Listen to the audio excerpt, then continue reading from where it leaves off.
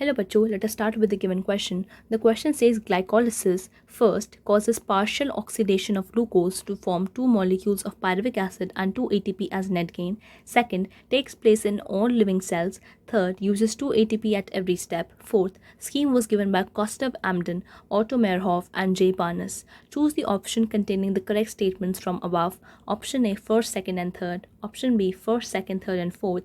Option C, first, second and fourth. And option D, only first. सो इस question को solve करने के लिए सबसे पहले आपको पता होना चाहिए कि इस क्वेश्चन का क्या की कंसेप्ट इन्वॉल्व है. So the key concept involve in this question is having the knowledge of glycolysis. देखिए, ग्लाइकोलिसिस इसका मतलब है ग्लूकोज का ब्रेक डाउन करना, जहाँ पे ग्लाइको का मतलब होता है एक Greek word that means sugar. तो इसके अंदर ग्लूकोज ब्रेक डाउन होता है which is a partial break down, यानी ग्लूकोज का कंप्लीट ब्रेक डाउन नहीं होता. एंड ये होता है in the cytoplasm of a cell. तो सेल के साइटोप्लाज्म के अंदर हमारे ग्लूकोज ब्रेक डाउन होता है, दैट मीन्स ग्लाइकोलिसिस होती है. और ये हमारे प्रोकैरियोट्स एंड यूकैरियोट्स दोनों में होता है. That means we can say it is a universal pathway which occurs in all types of cell. So let us write that partial breakdown occurs in glycolysis and ये क्या है, एक universal pathway है, क्योंकि ये सब टाइप्स के sales में होता है, whether it is a prokaryote or a eukaryote.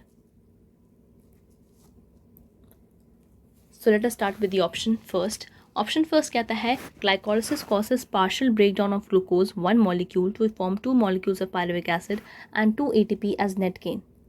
देखिए, ये एक ट्रू स्टेटमेंट है, क्योंकि ग्लाइकोलिसिस के अंदर हमें पता है ग्लूकोज के एक मॉलिक्यूल का पार्शियल ब्रेकडाउन होता है, which is the partial breakdown to form क्या बनाता है. अब एक ग्लूकोज के मॉलिक्यूल से, जो कि ग्लूकोज क्या है, एक 6 कार्बन का मॉलिक्यूल है, it is a 6 carbon molecule, वो बनाता है हमारा पायरुविक एसिड के 2 molecule which is of 3 carbon each, यानी 3 कार्बन का पायरुविक एसिड के 2 मॉलिक्यूल्स बनाता है. और जो हमें नेट गेन मिलता है एटीपी का, दैट इज़ 2 ATP, क्योंकि ये एक ग्लाइकोलिसिस का रिएक्शन अगर हम करते हैं तो हमें 2 ATP मिलते हैं एज अ नेट प्रोडक्ट.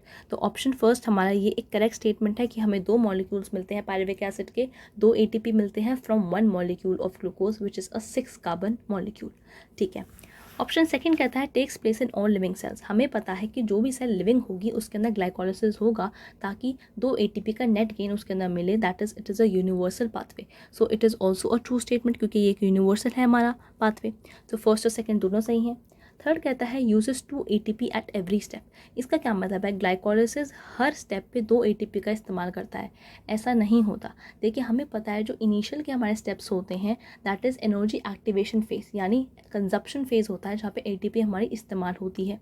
और जो बाद के स्टेप्स होते हैं that is energy producing phase, यानी पे ऑफ फेज, जहाँ पे हमारी एनर्जी फॉर्म होती है. तो हम ये नहीं कह सकते कि ग्लाइकोलिसिस हर स्टेप के अंदर 2 ATP इस्तेमाल कर रहा है.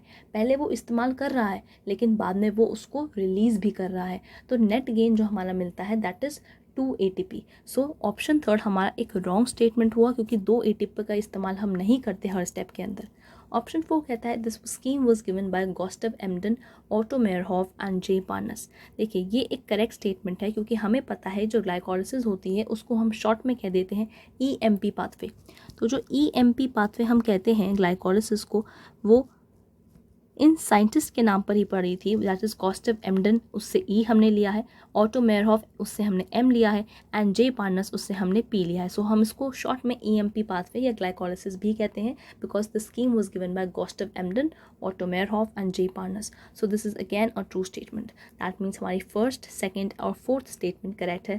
That is option C which says first, second and fourth statement is the required answer for the given question.